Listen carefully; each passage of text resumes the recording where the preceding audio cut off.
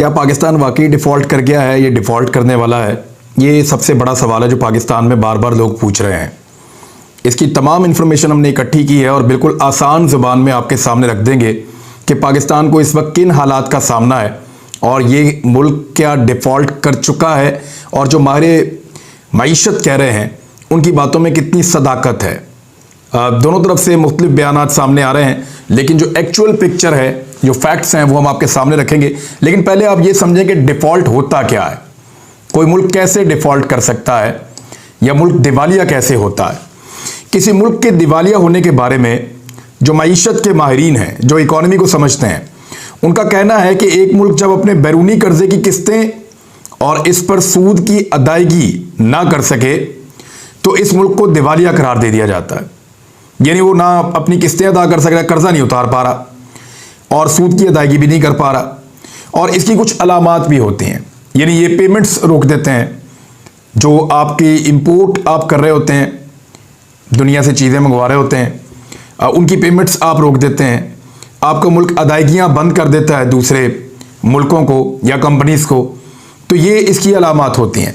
एक मुल्क के दिवालिया होने की पहले जो अलामात ज़ाहिर होती हैं, इनमें सबसे बड़ी अलामत है कि किसी मुल्क के पास ज़र मुबादला के ज़खायर, यानी जो स्टेट बैंक ऑफ पाकिस्तान के पास जो पैसा पड़ा हुआ कौमी ख़जाने में जो है वो कम हो जाए, और इनके मुकाबले में बैरूनी कर्ज़ों की कितनी किस्तें और उन पर सूद की कितनी अदायगी होनी है।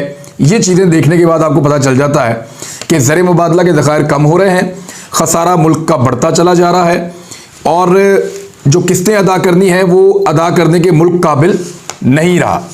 जब मुल्क के करंट अकाउंट का खसारा बहुत ज़्यादा बढ़ जाए और ज़र मुबादला के ज़खायर तेज़ी से कम हो, और उसके मुकाबले में बैरूनी कर्ज़े की किस्तें और उन पर सूद की अदायगी एक मसला बन जाए, तो ये जाहिर करता है कि मुल्क दिवालिया होने की तरफ बहुत तेज़ी से बढ़ रहा है।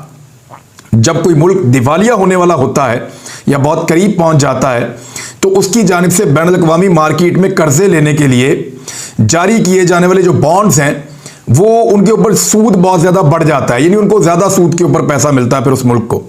यानी मुल्क को इन बॉन्ड्स में इन्वेस्टमेंट करने वालों को ज़्यादा मुनाफा देना पड़ता है सूद कीमत के अंदर, और बैनुल-अक़वामी क्रेडिट रेटिंग एजेंसियों की जानिब से इस मुल्क की रेटिंग कम कर दी जाती है। यानी हारे हुए घोड़े पे कोई पैसा नहीं लगाता, हारा हुआ घोड़ा जो है उसके ऊपर लोग पैसा नहीं लगाते। मैं आसान आपको बता रहा हूँ।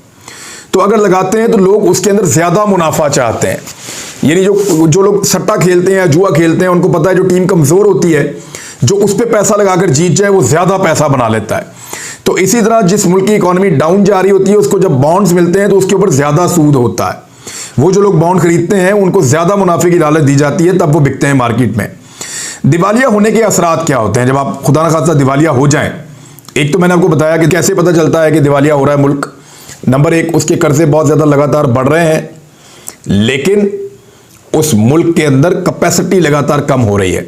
उसके अपने ज़र मुबादला के ज़खायर कम हो रहे हैं, कर्जे बढ़ते चले जा रहे हैं, उसका जो खसारा है वो भी, नुकसान भी बढ़ता चला जा रहा है, और वो मुल्क अब बैनुल-अक़वामी तौर पे ना कर्जे अदा कर पा रहा है, ना सूद अदा कर पा रहा है, और उसके अलावा जो चीज़ें इंपोर्ट करता है बाहर से, उसके ऊपर जो पेमेंट्स करनी होती है वो भी वो मुल्क रोक देता है। मैं भी आपको बताता हूँ पाकिस्तान क्या कर रहा है। मनफी असरात ये होते हैं, अगर आप दिवालिया हो गए खुदा न खास्ता, तो उसके असरात क्या पड़ेंगे, लोग ये सवाल पूछते हैं। इसका जवाब मैं आपको देने लगा हूँ, ज़रा ध्यान से सुनिएगा। आलमी मंडी में मुल्क की क्रेडिट रेटिंग बहुत ज़्यादा कम हो जाती है। यानी दुनिया जो आपको उधार पे चीज़ें देती है क्रेडिट के ऊपर, वो देना बंद कर देती है, और आलमी इदारों और दूसरे ममालिक की जानिब से मज़ीद कर्ज़े की सहूलत भी नहीं मिलती। और इसके बाद एक ऐसा मुल्क जो कर्ज़ों पे चलता है, उसके लिए आलमी मालियाती इदारों की जानिब से कर्ज़े की सहूलत भी ज़रूरी होती है ताकि उस मुल्क की मईशत चल सके। तो फिर वो बिल्कुल ही डाउन चला जाता है, कर्ज़ा भी मिलना बंद हो जाता है। दिवालिया होने की सूरत में शदीद नतीजा ये बरामद हो सकता है कि मुल्क से जाने वाला तजारती माल जब्त कर लिया जाए, और आपके मुल्क के हवाई जहाज़, आपके मुल्क के बहरी जहाज़ किसी दूसरे मुल्क में कब्जे में ले लिए जाएं। ये असरात भी होते हैं अगर कोई मुल्क दिवालिया कर जाए। दिवालिया होने की सूरत में करेंसी की कदर रोज़ाना की बुनियादों पर बहुत तेज़ी से गिरती है। इतनी तेज़ी से गिरती है जैसे वेनेज़ुएला में हुआ था। वहाँ सूरत हाल, जब उनका मुल्क दिवालिया हुआ तो सूरत हाल ये थी कि उनकी करेंसी सड़कों पर पड़ी हुई होती थी और लोग ऊपर से चल कर जा रहे होते थे। वो बिल्कुल कागज़ के टुकड़े थे, बेवकत, उस करेंसी की वैल्यू बची नहीं थी। ये हुआ था वेनेजुएला की करेंसी के साथ। पाकिस्तान के ज़िम्मे जो वाजिबुल अदा रकम है इस वक्त वो क्या है, यहां से आपको आइडिया होगा कि हम डिफॉल्ट कर रहे हैं या नहीं कर रहे। पाकिस्तान की मईशत से मुतालिक एक हालिया रिपोर्ट के मुताबिक आइंदा 3 साल में पाकिस्तान के ज़िम्मे 73 अरब डॉलर का कर्जा है, यानी 73 अरब अमरीकी डॉलर्स पाकिस्तान ने 3 साल के अंदर अदा करने हैं। और इस वक्त पाकिस्तान के मुल्क के पास जो टोटल ज़र मुबादला के ज़खायर पड़े हुए हैं या ख़जाने में टोटल पैसा पड़ा हुआ है वो 6.7 अरब अमरीकी डॉलर है। और इनमें से लगभग 6 अरब डॉलर या इससे कुछ ज़्यादा रकम जो है वो हमने वो रखी हुई है अपने अकाउंट्स के अंदर जिनको हम खर्च नहीं कर सकते।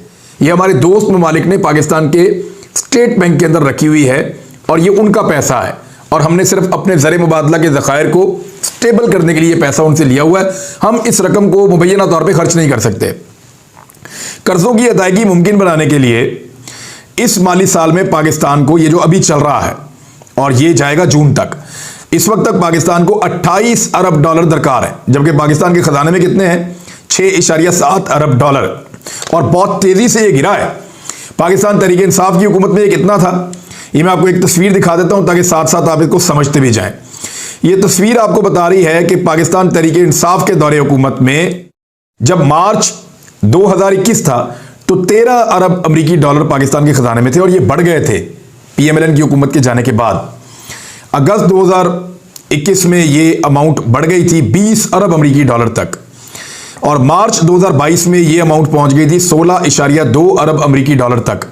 और वो ऐसे पहुंची थी कि बैनुल-अक़वामी तौर पे एकदम कीमतें बहुत ज़्यादा बड़ी चीज़ों की, पेट्रोल की, गैस की, इन चीज़ों की, तो वहाँ पाकिस्तान ने पैसा निकाला ज़र मुबादला के ज़खायर में से, गरीबों को सपोर्ट देने के लिए अंदर डाला, तो वो 16.2 अरब डॉलर रह गए। लेकिन इस वक्त पाकिस्तान के पास सिर्फ 6.7 अरब डॉलर हैं, यानी 10 अरब डॉलर पाकिस्तान ने गुज़िश्ता 7 महीनों के अंदर खर्च कर दिए हैं और ज़र मुबादला के ज़खायर में इजाफा करने की बजाय लगातार कमी हो रही है। ये पाकिस्तान के साथ हुआ है। 28 अरब डॉलर हमने देने हैं इस साल में, माली साल के अंदर, जिसके चंद महीने गुजर गए हैं और बाकी जो महीने रह गए हैं, एक ये दिसंबर का और 6 महीने अगले 6 महीने के अंदर पाकिस्तान ने 28 अरब डॉलर देने हैं कर्जे के। और ये रकम बढ़ के अगले साल 32 और उससे अगले साल जो है 29 अरब डॉलर हो जाएगी। तवानाई के शोबे का खजाना पाकिस्तान के लिए बहुत खतरनाक है, क्योंकि पाकिस्तान में जितने ये जो पावर प्लांट लगाए गए हैं पीपल्स पार्टी के और PMLN के दौर में, बजाय इसके डैम्स बनाते या बिजली का इस्तेमाल कम करते या कौमी बचत करते और तरीके से चलते या ऐसी बिजली बनाते जो सस्ती